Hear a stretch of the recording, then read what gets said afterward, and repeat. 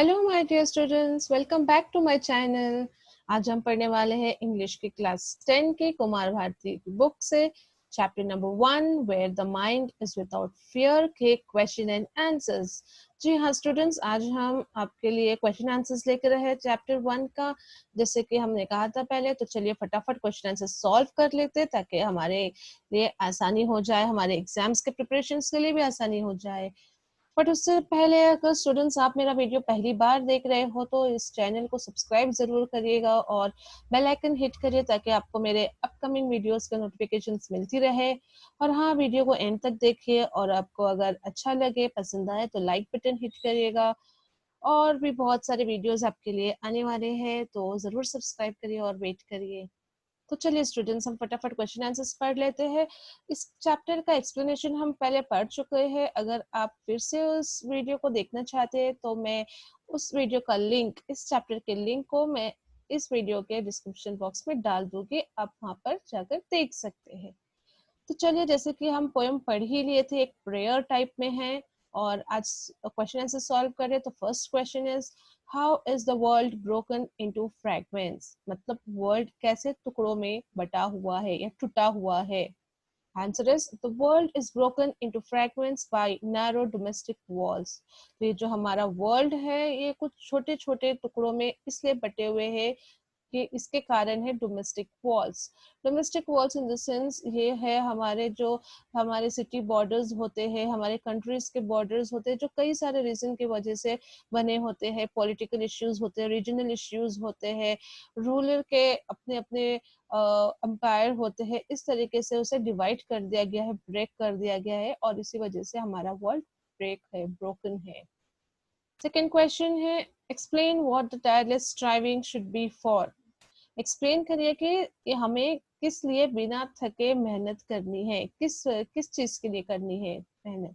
तो आंसर है इस फ्रेज का, like we have to do striveless tireless striving means making an effort to keep on trying without giving up irrespective of the obstacles and difficulties।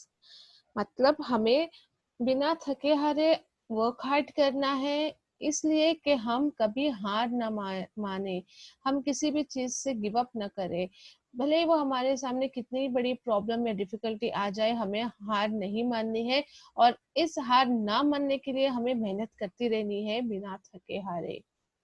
तो चलिए third question, where come out from the depth of truth, explain in your own words. हमको इस phrase को explain करना है आपको। तो the answer is, the line where words come out from depth of truth means people must be honest in thought, word and deed. People should stand by the truth even when they face the most difficult of situations. तो इस phrase का ये meaning है कि people को हमेशा honest होना चाहिए, उनके थॉट में, उनके वर्ड में, उनके डीड में, मतलब उनकी सोच में, उनके बोल चाल में और उनके एक्शंस में। पीपल को हमेशा सच बोलना है और सच को फेस करना है, भले ही कितना भी डिफिकल्ट सिचुएशंस क्यों ना आ जाए, उन्हें सच के साथ ही रहना है और उससे भागना नहीं है। Then fourth question, who is thee in the poem? What does the poet appeal to thee to do? मतलब थी किसे रेफर किया गया है पोएम में और उनसे क्या अपील की जा रही है। तो answer is, the thee in the poem refers to the Almighty. The poet appeals to thee to awaken his countrymen. तो इस पोएम में थी को रेफर किया गया है, थी वर्ड से ऑलमाइटी माने गॉड को, और गॉड से ये अपील किया जा रहा है कि हमारे कंट्रीमैन को अवेकन करे, जगाइए ताकि वो आगे बढ़े और जो ये बंदिश में बंधे हुए हैं गुलामों के और बहुत सारे भेदभावों में, उससे आगे निकले और अपने फ्रीडम हासिल करे। तो इसलिए उन्हें अवेकन करिए, जगाइए, इस तरीके से वो अपील कर रहे हैं। Then next question, what qualities does the poet wish to inculcate in his countrymen? मतलब पोएट कौन सी क्वालिटीज चाहते हैं कि उनके कंट्रीमैन में आए। तो आंसर है, fearlessness, indiscrimination, truthfulness, hard work, perfection, logical, broad-mindedness are the qualities that the poet wishes to inculcate in his countrymen। मतलब वो निडर, निडरता होना चाहिए, इनडिस्क्रिमिनेशन, भेदभाव नहीं होनी चाहिए, सच्चाई होनी चाहिए, मेहनत और परफेक्शन होनी चाहिए, और जो भी उनका सोच हो वो प्रैक्टिकल हो, लॉजिकल हो, मतलब काम होने जैसा वाला हो, मतलब एवरीथिंग शुड बी पॉसिबल, इस तरीके का सोच होना चाहिए, और ब्रॉड माइंडेडनेस होना चाहिए, मतलब दूर तक सोचनी चाहिए और आगे बढ़नी चाहिए, अच्छे कामों के लिए आगे बढ़नी चाहिए। तो ये सारी क्वालिटीज पोएट चाहते हैं कि उनके कंट्रीमेन में आए। देन हमारा नेक्स्ट मेन आ जाता है जिसमें फिर 5-6 क्वेश्चन है, चलिए देख लेते फटाफट। First question is the poem a prayer for India alone? क्या ये पोएम प्रेयर सिर्फ इंडिया के लिए ही है? The answer is the poem is not meant for India alone because it concerns all the countries which are under an oppressive rule, and it talks about freedom for all such countries. मतलब ये pome सिर्फ India के लिए अकेले नहीं लिखी गई है, बट ऐसे सारे कंट्रीज जो वर्ल्ड में हैं जो एक ऑपरेसिव रूल के अंडर है, मतलब एक पावरफुल रूलर जो अटैक किए हुए हैं और जबरदस्ती रूल कर रहे हैं और वहाँ के लोगों के ऊपर बदसलूकी कर रहे हैं या उन्हें कैद करके रखे और वो अपने फ्रीडम के लिए जिद्दोजहद कर रहे हैं, उन सारे कंट्रीज के लिए ये पोएम लिखी गई है। The next question, what should the words we speak reflect? हमें कैसे बात करना चाहिए और वो बातें क्या रिफ्लेक्ट करनी चाहिए? The answer is the word we speak should reflect truth from their heart. The poet wants a world of his countrymen where they can speak the truth without any fear and hesitation. तो हमें ऐसी बात करनी चाहिए कि हमारे बातों से सच्चाई नजर आए और वो सच्चाई सिर्फ डायरेक्ट हार्ट से आता हो। और पोएट ये भी चाहते हैं कि सारे वर्ल्ड के कंट्रीमैन सच बोल सके विदाउट एनी फियर, उनमें इतनी शक्ति आए या उनमें वो ऐसी बातें करे जो बिना डर के हो और सच्चाई वाली हो, बिना डर और बिना झिझक के बोल सके, और वो जो भी बोले सच बोले। Next question, what should people keep on widening, how can it be done? मतलब पीपल को क्या वाइडन करना है, क्या बढ़ाना है, और किस तरीके से बढ़ा सकते हैं? The answer is people should keep on widening their thoughts and actions. It can be done by the people by broadening their outlook. तो पीपल को अपने सोच और अपने कामों को बढ़ाना है, वाइडन करना है, और ये कब हो सकता है? ये तभी हो सकता है जब लोग अपने सोच को बढ़ाएंगे और दूर तक का देखेंगे, मतलब फ्यूचर के बारे में सोचेंगे और सही तरीके से सोचेंगे, तभी वो अपने थॉट्स को और एक्शंस को, अपने काम को और सोच को बढ़ा सकते हैं, आगे ले जा सकते हैं।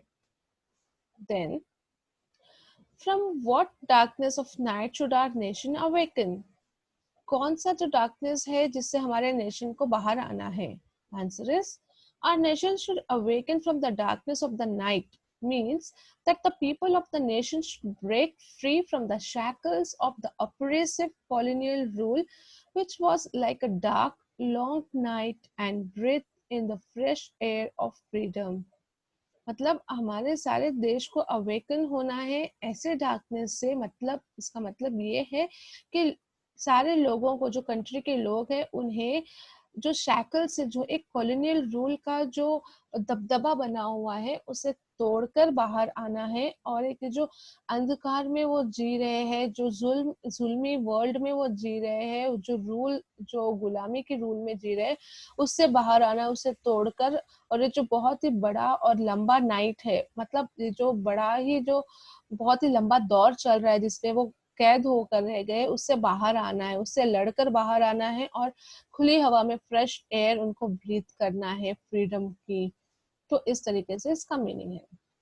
Then next question, what attributes of Rabindranath Tagore does the poem prayer reflect? मतलब रविंद्रनाथ टैगोर के कौन कौन से बातें और उनके फीचर्स को रिफ्लेक्ट करते हैं पोएम में, मतलब वो क्या कामना करते हैं? तो यहाँ पर the answer is the poet reflects the following attributes of Rabindranath Tagore. First is religious. When he realizes that his countrymen are in deep slumber of ignorance, the poet requests God to help his countrymen progress so that they become individuals who are logical, progressive and have a broad minded outlook. मतलब रविंद्रनाथ टैगोर यहाँ पे जब religious aspect से देखते हैं अपने countryman को कि वो बहुत ही ज्यादा इग्नोरेंस और सुपरस्टिशियस में बिलीव करते हैं और उसी में डूबे हुए हैं, तो वो पोएट गॉड से रिक्वेस्ट कर रहे हैं यहाँ पे कि हमारे कंट्रीमैन को हेल्प करिए ताकि वो इन सब चीजों से बाहर आए, प्रोग्रेस कर सके, डेवलप हो सके और वो एक अच्छे इंडिविजुअल बने जो सही तरीके से सोचे, लॉजिकल थिंकिंग हो जाए उनकी और वो आगे की तरफ बढ़े और उनका सोच अच्छा हो जाए। फिर concerned, the poet is concerned about the wellbeing of the people of his country. Poet यहाँ पर देखा जाता है कि देख सकते हैं कि पोएट कितना कंसर्न है, कितना फील कर रहे हैं कि वो हमारे अपने कंट्रीमैन के अच्छे के लिए कामना कर रहे हैं और विश कर रहे हैं, गॉड से प्रे कर रहे हैं। देन होपफुल एंड ऑप्टिमिस्टिक, मतलब यहाँ पर पोएट हमारे कितने होपफुल है, होप रख रहे हैं और पॉजिटिव थिंकिंग रख रहे हैं। The poet is aware that the situation in the nation is in less hope today, he is hopeful for a better tomorrow. मतलब पोएट जानते हैं कि अभी का जो सिचुएशन है नेशन का वो बहुत अच्छा नहीं है और बहुत लेस होप करते हैं, वो बहुत कम होप कर रहे हैं लोगों से, बट वो ये जरूर होप कर रहे हैं कि आगे एक बेटर टुमारो आएगा। वो ये जरूर होप करते हैं, ये उम्मीद रख रहे हैं कि कल आने वाला जो कल है वो बहुत ही बेहतर होगा, आज से अच्छा होगा। फिर लास्ट क्वेश्चन की तरफ चलते हैं। What effect does the repetition of the word where at the beginning of each line? मतलब repetition of word किया गया है, where हर लाइन में रिपीट हुआ है स्टार्टिंग में, तो इससे क्या इफेक्ट पड़ता है? The answer is the poet uses the word where at the beginning of each line to create importance on the fact that the poet is describing an ideal country. मतलब poet ने इस word को बार बार starting में use किया है हर line के ताकि वो इम्पोर्टेंस दे सके, क्योंकि वो डिस्क्राइब कर रहे एक आइडियल कंट्री को, मतलब एक ऐसे कंट्री को जिसकी सिचुएशन अभी बहुत खराब है और उस कंट्री को हाईलाइट करने के लिए, उस बैड सिचुएशन वाली कंट्री को हाईलाइट करने के लिए, इम्पोर्टेंस क्रिएट करने के लिए वो बार बार वेयर वर्ड को यूज करते हैं इस पोएम में। तो students we have done the question answers of this chapter. I hope आपको ये चैप्टर के क्वेश्चन आंसर समझ में आ गए होंगे और अगर आपको ये वीडियो यूजफुल लगी और अच्छी लगी तो वीडियो को लाइक जरूर करिएगा और कमेंट सेक्शन में कमेंट करिएगा कि आप और क्या क्या सोल्यूशंस चाहते हैं इस चैप्टर के और भी कई सारे चैप्टर्स के। So thank you for watching my video and do wait for my upcoming videos which will be very helpful for you. Thank you.